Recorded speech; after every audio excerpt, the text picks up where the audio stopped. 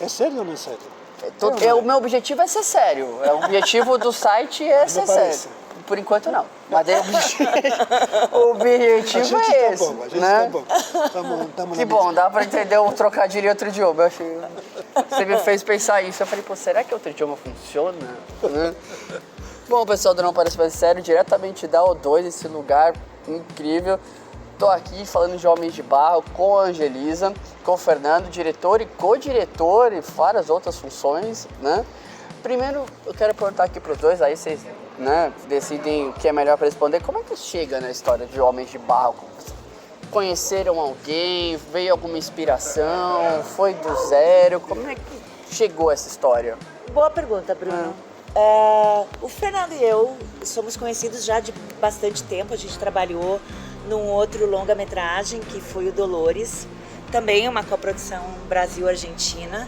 E naquele projeto a gente havia filmado lá na Argentina e foi uma experiência bem sucedida, até que em um determinado momento o Fernando me apresenta o roteiro do Homens de Barro, escrito por ele e pelo Gonzalo Heredia.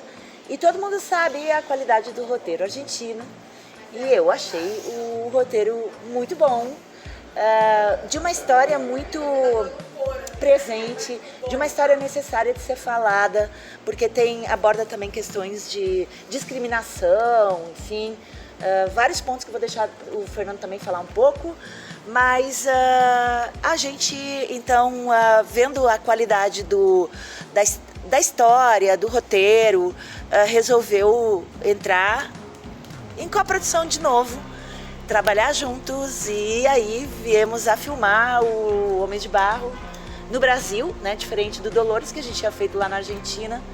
E aí tem essa pincelada aí, Brasil, Argentina no roteiro, e né, daí falando castelhano, portunhol. E aí,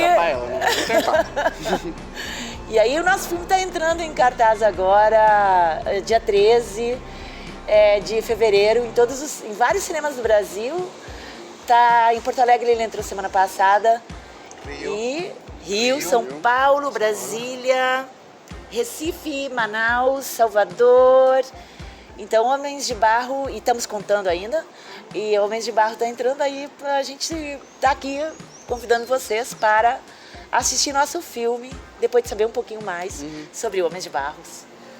Bueno, es una historia universal, Homens de Barro.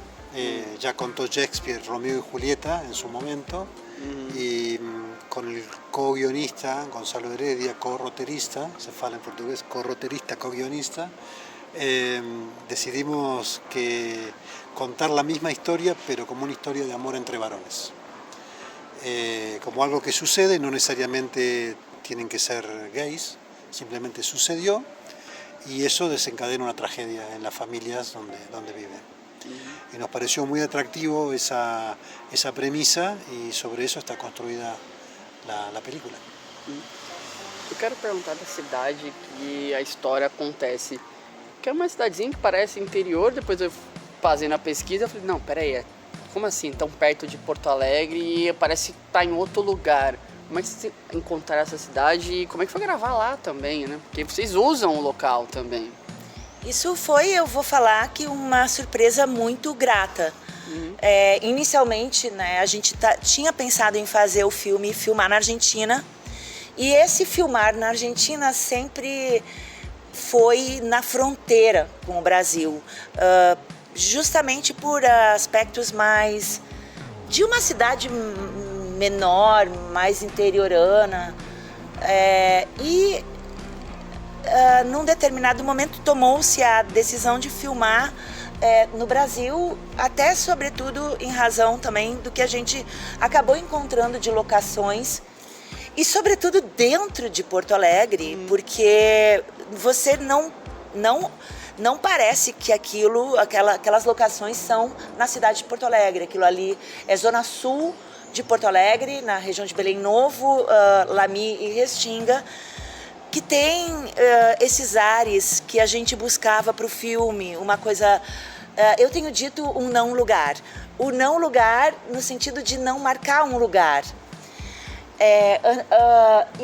E buscando também essa atemporalidade, sem marcar demais, se isso é agora nos anos 2020 e tantos, ou se isso era os anos 80, 90, enfim. E aí a gente achou essas características nesse lugar e a gente ficou muito contente, porque obviamente toda a logística de uma produção, né, vai facilitando você não ter que hospedar alojamento para os técnicos, para os atores, enfim, toda essa logística de fato, avião, passagens aéreas, enfim, porque a gente acabou também usando muito técnico local. O Bruno Polidoro, que é um excelente profissional, ele é diretor de fotografia, além de uma pessoa maravilhosa. A Pauli Becker, que fez a direção de arte, também uma excelente profissional, figurinista com vários prêmios, a Adriana Borba, enfim, a Panda, né, a Tati Sager, que foi a nossa produtora associada local, também com muita experiência, muitos projetos nas costas. E eu acho que esse assim, foi gerando todo um clima que favoreceu muito a produção. O que sempre deixa a gente, lógico assim, todo produtor, todo diretor vai ficar muito ansioso nesse processo, mas quando você encontra alguns elementos que vão te deixando isso mais leve, né? Então é muito bom pra gente, porque a pressão é muito forte durante todo esse período de produção, enfim, finalização, até a gente chegar aqui para mostrar o filme, botar o filme para o mundo, né? Mostrar o filho para as pessoas. E agradecendo, gente, vou para a minha última pergunta, vamos falar de elenco. Como é que vocês chegaram nesse nome? Porque não é só encontrar, né? Tem que ver ali a relação entre eles, que eu não vou contar nada para você assistir o filme. Vou contar o que acontece, né? Você tem que encontrar o nome e ainda pensar na relação entre os personagens. Como é que vocês chegaram nesse elenco? Bem, a gente teve uma produtora de elenco em Porto Alegre, a Andrea Cosenza, que foi muito profissional, buscando, enfim, apresentando o elenco.